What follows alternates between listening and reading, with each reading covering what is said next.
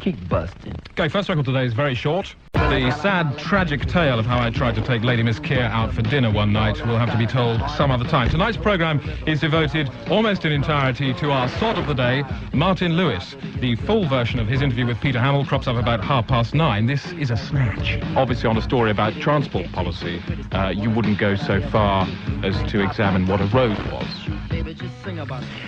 Well, if a story is complex, then it helps to provide all the explanation you would need, as though someone was picking it up for the first time, because for one reason or another they haven't been listening for the previous 4 or 5 days. And this is the sort of thing that Newsnight perhaps would do that the main bulletins wouldn't.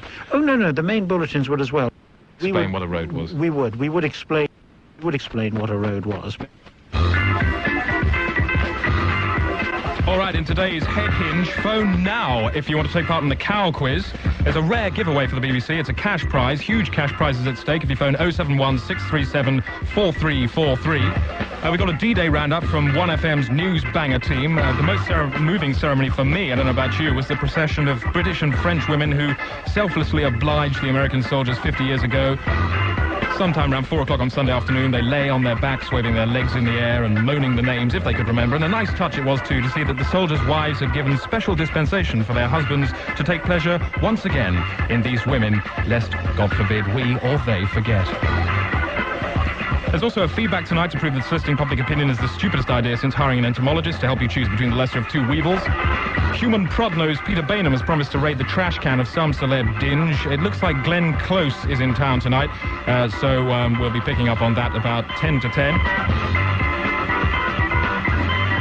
And as the news horse crashes on to fact infinity tonight, news, and Clinton reveals his fears to the nation as he claims he overheard 2 robots planning to blow up America. Obviously, since their conversations are private, I can't say more. But all I can tell you is that I honestly believe that, and I think the other major actors in this drama believe it as well. Here's today's first feedback report. This is on the subject of the ephemeral dog, a tragic species which starts off as a puppy and then gets smaller. What are your feelings about the ephemeral dog? I think it's pretty disgusting. Can you describe briefly what happens to the ephemeral dog in its tragic life?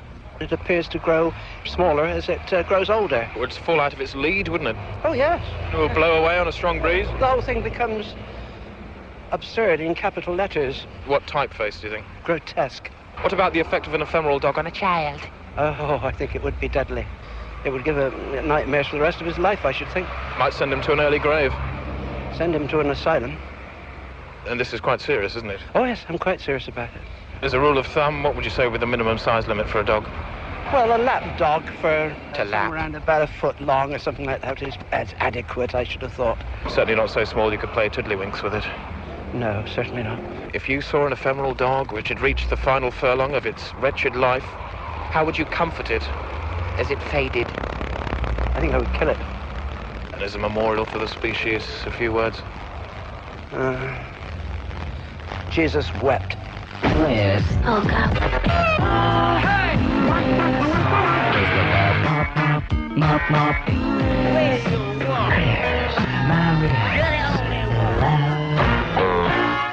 Peter Bainham, evening, sir. Hello. Okay, do you want to go out and get Glenn Close's trash can? Glenn Close, where's she staying? She's staying with Michael Winner at the moment. In Bayswater? Yeah. Yep, okay then. So if you hoof it out there and come back All right. sort of in about half an hour, so do you want All to right, do that? yep, I'll do it as fast as I can. See you in a bit. Okay.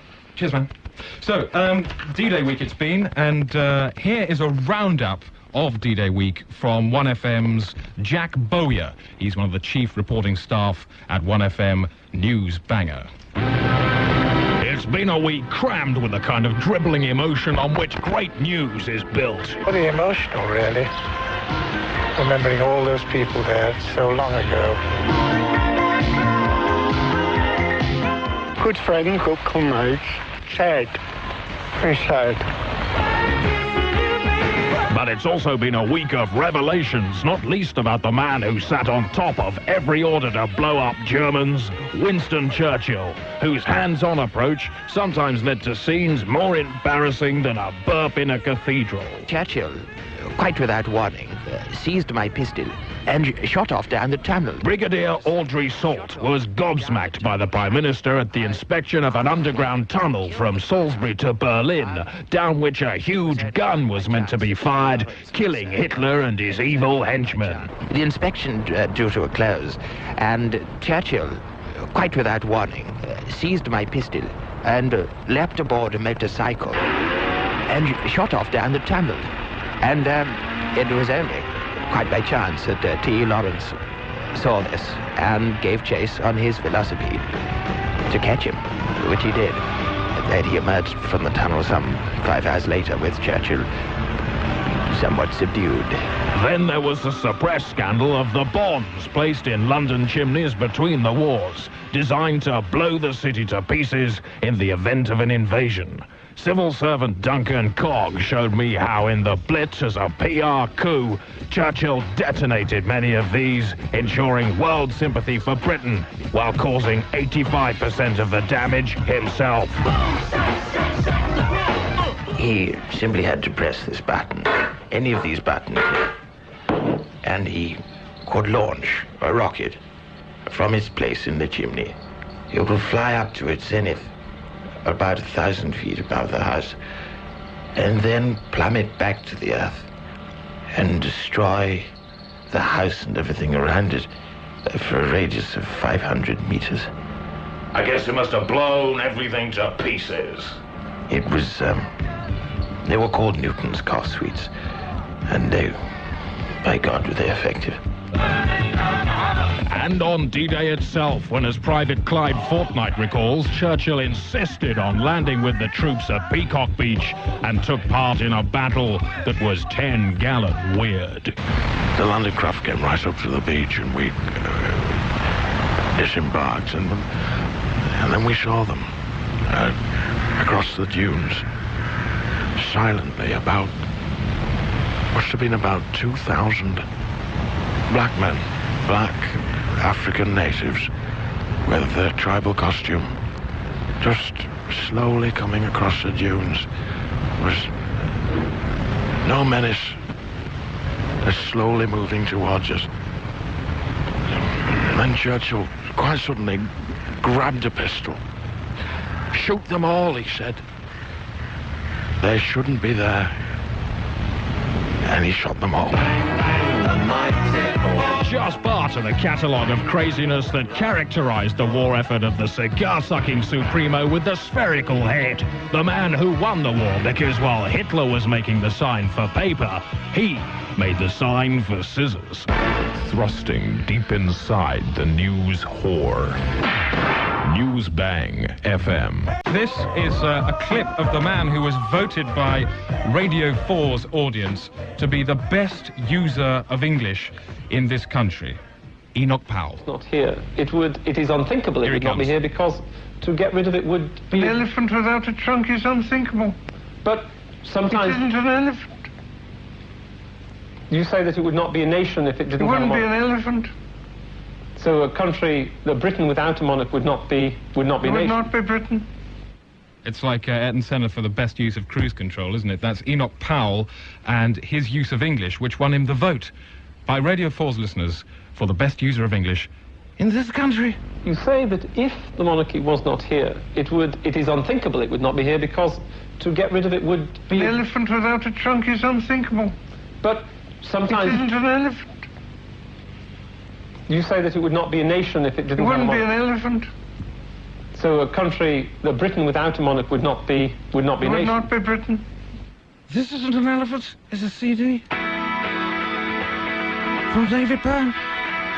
And you may find yourself at the lead vocal of a song that sounds strangely like a thunderclap Newman song from the 60s got to #1, combined with your own best-selling single, and you may think, my God, what have I done? But at least it pays the bills, right? Hey. But sticking with news, because in between getting ready for this show, I work as a political journalist, and I'm joined by my colleague Simon Sparrow. who's at Westminster in the parliamentary unit all week. We're going to have a look at what's about to explode in the Labour leadership battle. It's all been kept under a lid so far, but come Friday, that's going to change, isn't it, Simon? Certainly is. Blair seems to be at the moment as a front runner. Obviously, he's the media's choice for the leadership of the Labour Party. Very little known about him, isn't there? Well, there is very little known about him, but there are cracks in his persona, basically. Well, such as? Well, I mean, there's this Labour Party speech that he made in 1983, which was sort of saying, let's pull out of Europe. I think the Tories are going to make a lot of that. Yeah, and also there's a weird... Well, there's this nervous tick he's got as well. I don't know if you've heard about this hissing thing. I mean, I first encountered it about 2 years ago. I was at one of Ken Livingstone's annual buffets, and I was just, like, leaning over to get a sandwich, and I just heard this hissing noise in my ear, and I looked round, and Tony Blair is staring right in my face, going like... You know, I mean, I think that's going to do him down in the end. If he brings that out in public, it certainly will, yeah. Is there anything else that he's got which may... well, there is this business that he wears gloves all the time on his feet. Right. Yeah, I suppose which isn't good. so if those two... Well, actually, that won't get him into trouble. It's only going to be the hissing thing will get him into trouble, or the fact that he was once caught masturbating Claire Rayner with a chainsaw. Yeah. Pardon? Now, John Prescott... he's been getting quite het up about the press favouring Blair, hasn't he? Yeah, and he's been finding some difficulty controlling his anger. Well, he is. I mean, obviously sad to hear about his accent today, but mind you, the fight back starts on Friday, straight after the elections, with he's going to be starring in this new Dennis Potter written version of Tarzan that's going to go on to sell through video. And then there's this release here. This release is coming out on Friday, and it is going to promote John Prescott. But the power that I'm supplying, I can tell you, it's electrifying. Okay, just drop us in, love. I'll pick it up. You better shape up, because you need a man. And that man, I think, is me. Yeah, I'll shake you up, like a leader can. A vote for me's for victory. Victory! A vote for me's for victory. Yeah, chow. I'm the one that you want. I'm the one you bloody well want. Oh, oh, oh. I'm the one that you want. I'm the one you bloody well want. Oh, oh, oh. I'm the one that you want. I'm the one you bloody well want. Oh, oh, oh. Don't vote for Blair. He's over there. And he's a twat. So that's Greece. You're the one, though. I'm the one that you want, which is coming out, John Prescott, on Friday. And he also got into trouble with an anger outburst, didn't he? He's having problems with this, yeah. What happened apparently was, I mean, did you see the thing about Andrew Ronsley wrote it in the... Basically, he goes into the canteen. Yes. He says, oh, everybody, look at this. Yes. And then he pulls out of his bag... These cakes in the shape of Tony Blair, lays them out on the table, these Blair cakes. And he said, he picked up one, bit the head off it and said, I'll eat him for breakfast, I'll eat him for lunch, I'll eat him for tea, I'll eat him for dinner. He's biting the head off the jam all over his shirt and everything. And then stands up with all this cake pouring over his face and just goes, in fact, I'll eat him any bloody well wants, like that, you know. And stormed out with the jam all over the place. It was a bad move, really, wasn't it? It's very embarrassing, and I think he's done him down. Jerk. Yeah. He must have felt a real schmuck. Fucking total pratwhack. A real drooling cockwit. But the power that I'm supplying, I can tell you, it's electrifying. Okay, just drop us in, love. I'll pick it up. You better shape up, because you need a man. And that man, I think, is me. Yeah, I'll shake you up, like a leader can. A vote for me's for victory. Victory! A vote for me's for victory. Victory! A vote for me's for victory. Yeah, chow. I'm the one that you want. I'm the one you bloody well want. Oh, oh, oh. I'm the one that you want. I'm the one you bloody well want. Oh, oh, oh. I'm the one that you want. I'm the one you bloody well want. Oh, oh, oh. Don't vote for Blair. He's over there. And he's a twat. Apparently just ad-libbed those, one take, and that's coming out on Friday. John Prescott's bid for the leadership, and who knows, he could actually get there. Simon, just before the news, you didn't actually say that, did you? No, good. Okay, earlier this afternoon, our reporter Peter Hamill had a word with our sod of the day, Martin Lewis. I'm Peter Hamill. Martin Lewis, welcome. Thank you, Peter. Now, Lewis is a name we associate with news quite a lot, isn't it? One thinks instinctively of Tony Lewis, the sportsman. Gavin Nestler's mother's maiden name was Lewis. Did you know that? No, I didn't. So, well, there's one and none of us are related. Well, it's a strong newsy name. Of course, in America, there's Huey and his lot. But what about news? How does it help us? How does news help us? I think it presents us with events and stories which help to make us more rounded, fuller people. Well, how can we be sure that we haven't just watched a news bulletin which contained, say, a 290-degree news rather than a 360-degree one? Well, I think you have to accept that what we decide to do is that we pick the top 12, 13, 14 stories of the day. So it's very much like a sort of album chart. How do you mean? In that you have a prioritization system. Yes, of course we do. I mean, I think people do in most walks of life. I don't see anything unusual about having that in the news. I suppose what you're saying is that the tape is always the same size. The tape is always the same size. It's not going to vary, is it? In terms of the length, you're right. I mean, the length of tape is the same size. 2.5 minutes, yes. And obviously on a story about transport policy, you wouldn't go so far as to examine what a road was. Well, when if a story is complex, then it helps to provide all the explanation you would need, as though someone was picking it up for the first time, because for one reason or another they haven't been listening for the previous 4 or 5 days. And this is the sort of thing that Newsnight perhaps would do that the main bulletins wouldn't.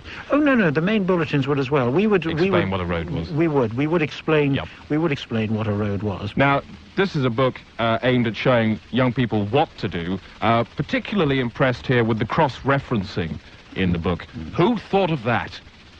Well, that was my idea, because it's the young person's Bible. And of course, I realized that if you knew the name of the organization you were going for, well, then of course you just look it up, and the book is compiled in alphabetical order. Now, why but alphabetical? Most people, well, I mean, alphabetical, because that seemed to me the sensible way to put the book into some kind of order. You could have done it, I suppose, in the way of the letters which come up most commonly.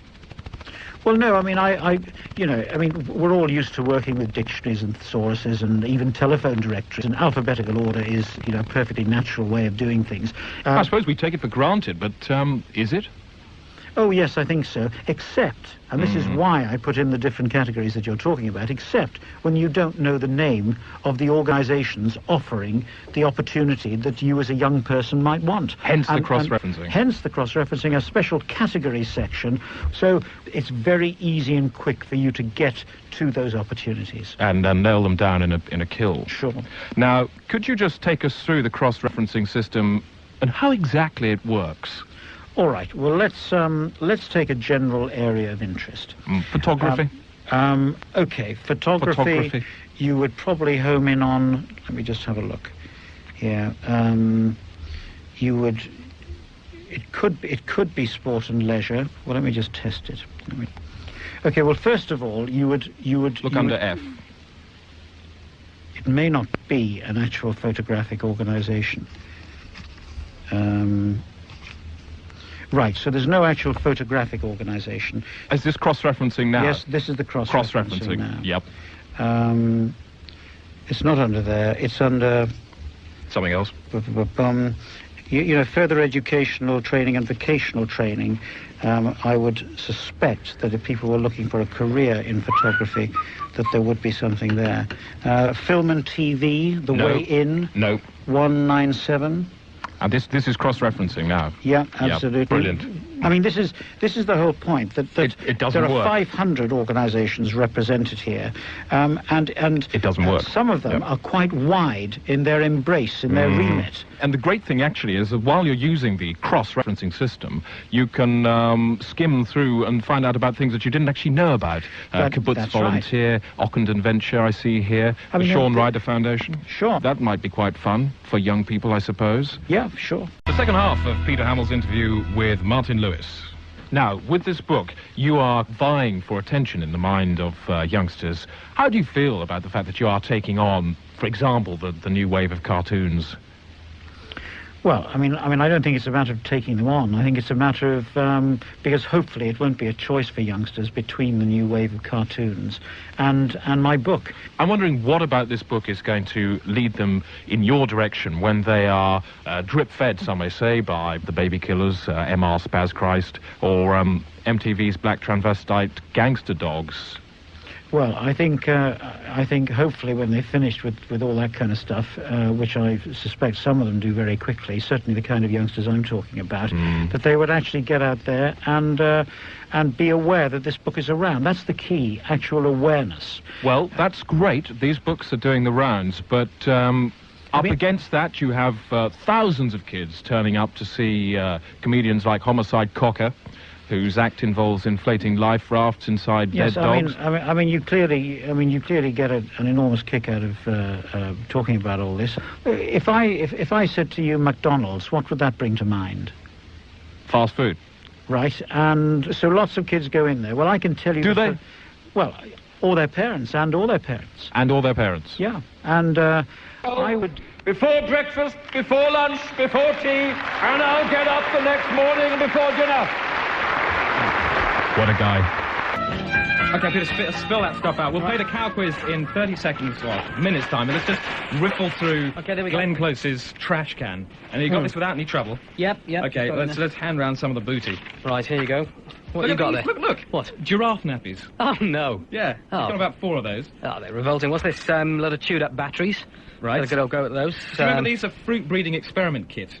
Made to cherry with the banana. Oh, yeah. Hasn't had much success very with nice, that. yep. Oh, look at this little bonsai policeman. You know, she's obviously got bored with it and torn its head off and killed it or whatever. Oh, yeah. Yeah, not very nice. Peter Benchley mouthwash. Lovely. Very effective. Yep. Looking like an old bra here. Then, oh yeah, look at this. On the inside, on the cups, on the inside of this bra, she's sewn little pictures of Jenny Agutter on each little cup. She's got this. Look at this scrapbook here. Yeah. A scrapbook of lunatics in their underpants. Oh God. None of them identified, but there's. I could do with one of these too. It's an arm wrestling cheat kit. Oh, lovely. You hold a very strong magnet in your hand. Yeah. And then you hold another very strong magnet under the table, and your hand just slams down onto the table. Can I have that? Can I have that? You can have that. Yeah. All right. Jiving chart here. Like all the jiving positions, the most popular jiving positions. Right. That she can go for. What's over here? God almighty, spherical book. Have a check through just while we're doing the cow quiz. Just check through, see if there's anything of a riotously interesting nature. So, cow quiz, we've got, would it be Martin? No. David, hi. Hello. Yeah. How are you? Martin. Not too bad. Martin, you know the rules here? Yeah. Basically, I'm going to ask you a simple question about a cow. All you have to do is answer it, and you can win a prize of £500. Sounds quite nice. Okay, so, just answer as soon as it comes to you. Question about a cow. Okay. And we'll spin the answer. We've got the answer here. And I wish you luck, okay? Okay. First question is, how much does half a cow weigh? 300 pounds. Let's just find out. Cow. Half a cow weighs a pound. Sorry about that, David. A pound. A pound. Thanks for calling. Bye-bye. Cheers. Alyssa. Hello, Alyssa. Hi. Okay, so the prize has gone up to £1,000 now. Right. All you have to do is get the answer right. Okay. Okay, let's have a go at this. Your question is, what is the average speed of Frisian cattle at rest? What is the average speed of Frisian cattle at rest? Think about it and let me know. 0. Cow. 30 miles per hour. Alyssa, thanks very much. Okay, thanks a lot. Bad luck. So All it's right. gone up to... I tell you what, Alyssa. Yeah. Yep. Do you want to have another go? Yeah, please. Very quick. Okay, well, I'm feeling a little bit generous about this. Okay, so name a famous opera singer who is a cow. A famous opera singer who is a cow. Kirita Kanawa. You have to give exactly the right... Why are you saying that? Well, I don't like it very much. Okay. You have to give me the exact answer I've got here. Right. I can tell you you're very close. Lucia Bell. No, you're going to kick yourself so hard when you hear this. Pavarotti. Lavash Kiri. Oh, it's harsh, isn't it? It is. But thanks for taking part. Thanks a lot. Okay, we've got someone on a mobile phone. If we could just hit that. Good. Okay, and we've got, I said priority will be given to somebody with a mobile phone. We've got Paul. Hello, Paul. Hi there, Paul. Hello. Yeah, you got a mobile phone? Yeah, that's right. Okay, well, listen, and you're in a shop? Yes, I am. Okay, so that means that you're up for £2,000 here. Now, are you anywhere near the queue in the shop? Yeah, it's just 2 away. 2 away from being served? One away from being served. Okay, well, listen, I'll ask you a question about a cow. If you start being served, let us know, okay? Yeah, 'Cause I hello. wanna... Do you sell mobile light? Okay. How much? He's being served. How much are they? Paul? Yeah. When he gives you the change, can, Yeah. can you complain about the shape of the coin that you're given? Yeah, I will do, yeah. Yeah, okay, so when he gives you the change, just say, I'm sorry, if there's a 20p coin or, you know, a 5p coin, say, I'm sorry, Is that right? this 5p coin's the wrong shape. Is that right? No, the coin looks funny. Can I have another one? That's not right. Cheers. Tell him it should be shinier. Yeah, that's not shiny. There's a lot of funny ones about. Look at that. It should be really shiny on the edge. Can you see that? It's on the edges. Can you see it? It's just slightly. I've been reading about them in the paper. Can you see that? You can't. Did you give me the same one back? Sorry? Yeah, if you would. Yeah, insist. Yeah, thank you. And then when she gives it to you, thank her 7 times. Thanks. Whoops, thanks. Thanks a lot. And again. Thank you. And then, by the way, thank you. Oh, okay. Do you want to have a go at the quiz? Yeah. Yeah, okay. I'm running like a bandit. When did cows evolve? The same time as cigars, about earlier, after fish. He's allowed to say anything. We can't criticise him for this. Date. Yeah, the date, Paul. BC 300. Close, 1932. Thanks, Paul. Okay, just time for some closing headlines. Altar boys fly over steeple in sick cleric clay pigeon trap hell. Filleted giraffe flaps 30 tourists off bridge. Leaf-headed baby drives bus through wall of nannies. Breastfed chickens cried mummy as we chopped, sobs butcher. And stupid-faced milkman shamed by children with mirror. I've got to say thanks very much to Ollie, thanks to everyone else, thanks very much to Peter Bainham. And don't forget that all this week, Emma Thompson will be whoring herself to raise money for charity, along with Felicity Kendall, for the man who likes a little bit of salt in the sand of her beard, and Helena Bonham Carter.